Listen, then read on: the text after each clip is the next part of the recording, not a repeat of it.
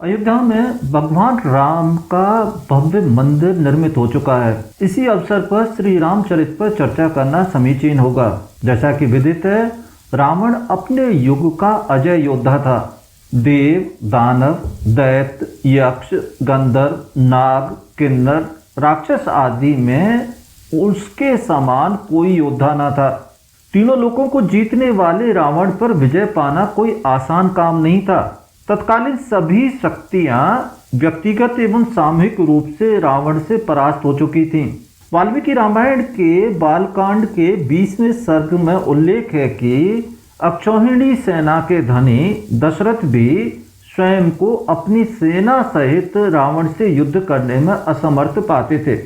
ऐसी स्थिति में रावण विजय बिना महाविष्णु के अवतार के संभव नहीं था। तभी तो भगवान श्री राम का अवतार हुआ। इस अवतार में उन्होंने अपने अमोघ शस्त्र सुदर्शन चक्र का प्रयोग नहीं किया और न ही अपने वाहन गरुड़ का उपयोग किया, क्योंकि रावण को वरदान था कि मनुष्य और वानरों को छोड़कर उसका वध कोई दैवीय शक्ति नहीं कर सकती। इसलिए श्री राम ने अपने इस अवतार में पूरी तरह मनुष्य के रूप में ही आचरण किया। युद्ध विद्या एवं अस्त्र शस्त्रों की प्रारंभिक शिक्षा उन्हें बाल्यकाल में गुरुकुल में प्राप्त कर ली थी, परंतु वह रावण जैसे दुर्धर्ष योद्धा से युद्ध करने के लिए पर्याप्त न थी। उन्हें ऐसे दिव्यास्त्रों की आवश्यकता थी जिनसे रावण पर विजय प्राप्त की जा सके। ये दिव्यास्त्र उन्हें विश्वामित्र जी, राजा जनक, महर्षि अगस्त्य और इंद्र आदि से प्राप्त हुए थे। विश्वामित्र से प्राप्त दिव्यास्त्रों में 100 दिव्यास्त्र उल्लेखनीय हैं। रामयुग में विश्वामित्र संभवतः शस्त्र निर्माण कला एवं उसके प्रयोग में सर्वश्रेष्ठ थे। उनके समान शस्त्र विद्या को जानने वाला दूसरा कोई विद्वान नहीं था। विश्वामित्र कुशिक वंशीय गाधी के पुत्र थे। राजत्व को छोड़कर उन्होंने ऋषित्व प्राप्त किया था। दिव्यास्त्रों पर अधिकार के संबंध में वाल्मीकि रामायण के बालकांड के 21वें सर्ग में एक प्रसंग का उल्लेख हुआ है। उसमें कहा गया है कि सभी अस्त्र शस्त्र प्रजापति कृशाश्व के पुत्र थे। कृशाश्व के ये पुत्र दक्ष की 2 पुत्रियों जया और सुप्रभा की संतान हैं। जया के 50 पुत्र थे और सुप्रभा के 50 पुत्र थे। इस तरह 100 अस्त्र शस्त्रों का जन्म हुआ। प्रजापति कृशाश्व ने उन्हें विश्वामित्र को सुपुर्द कर दिया। इसके अलावा विश्वामित्र जी ने हिमालय पर्वत के समीप तपस्या करके शिव जी को प्रसन्न कर धनुर्वेद की पूर्ण शिक्षा प्राप्त की थी और उन्होंने भगवान शिव से अनेक प्रकार के अस्त्र भी प्राप्त किए थे। इनका विस्तार पूर्वक उल्लेख वाल्मीकि रामायण के बालकांड के 55वें सर्ग में किया गया है।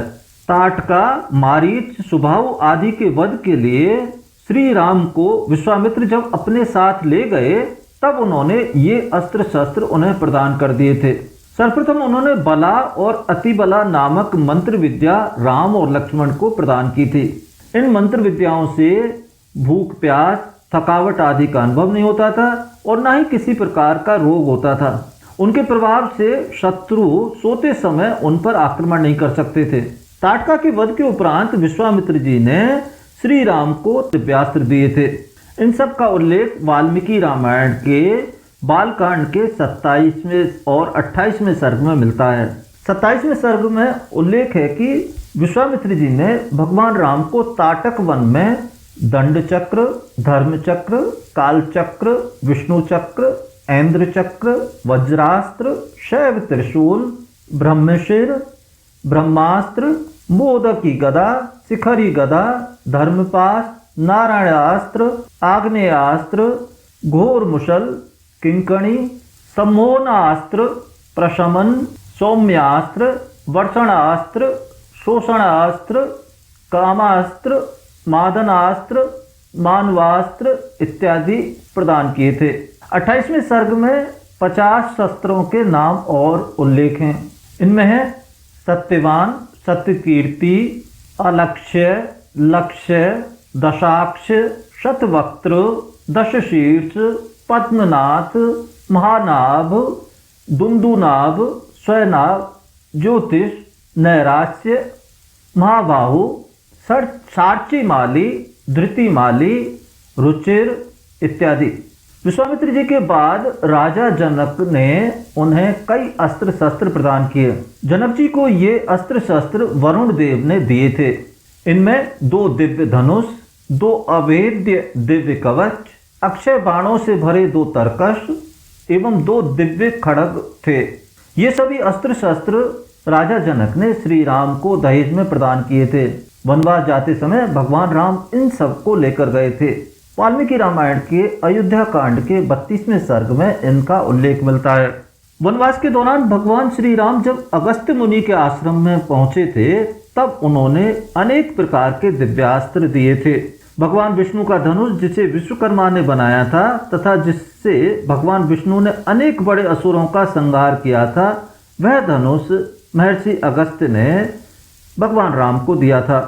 एक अमोघ बाण था जो ब्रह्मा जी द्वारा अगस्त्य ऋषि को मिला था, वह भी उन्होंने भगवान राम को दे दिया था।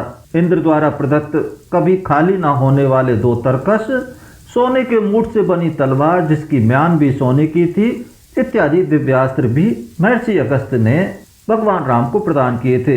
इसके अतिरिक्त महर्षि अगस्त्य ने रावण के साथ युद्ध के दौरान भगवान राम को आदित्य हृदय स्तोत्र करने का भी परामर्श दिया था।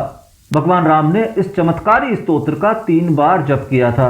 युद्ध स्थल पर जब भगवान राम रावण से युद्धरत थे तब इंद्र ने अपना दिव्य रथ, धनुष, कवच, बाण और शक्ति सारथी मातली के साथ भेजी थी, जिनका उपयोग भगवान राम ने उस युद्ध में किया था।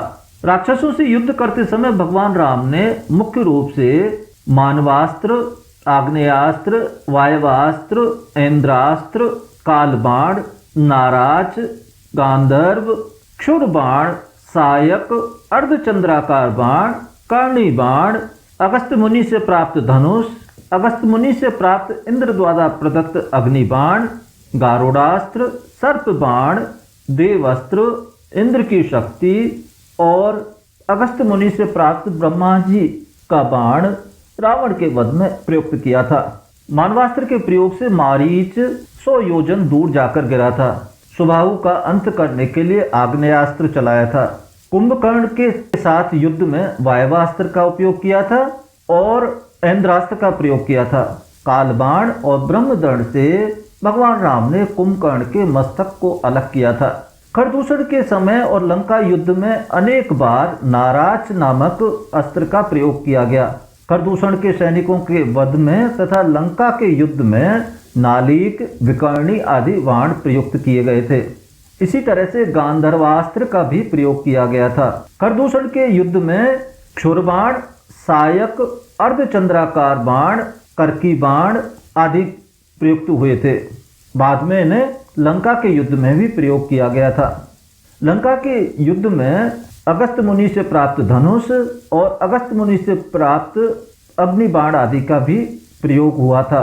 रावण के साथ युद्ध में गारुडास्त्र, सर्पबाण, देवास्त्र, इंद्र की शक्ति, इन अस्त्र शस्त्रों के अलावा भगवान राम ने पहने बाणों, शूलों, विषधर बाणों इत्यादि का प्रयोग असुरों के संहार में किया था। यदि आपको यह वीडियो अच्छा लगा हो तो इसे लाइक और शेयर करें तथा हमारे चैनल को सब्सक्राइब करें। धन्यवाद।